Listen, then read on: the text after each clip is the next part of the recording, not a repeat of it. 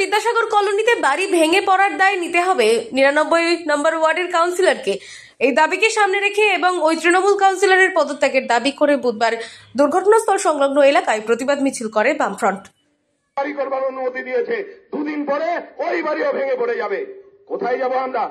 আশেপাশের মানুষজন কালকে একটা সময় অন্ধকার হয়ে গিয়েছিল, জল আসছিল না, এলাকার মানুষজন ছুটে বেড়াচ্ছে।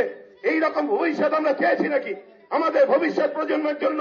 আপনাদের কেবলমাত্র মুনাফা মুনাফা মুনাফা, কেবলমাত্র কাটমানির পয়সা আদায়ের জন্য আমাদের সমস্ত মানুষের জীবনকে যারা বাজি রেখেছেন সেই কাউন্সিলরকে গ্রেফতার করতে হবে। তৃণমূল প্রশাসন মাথার ওপরে আছে।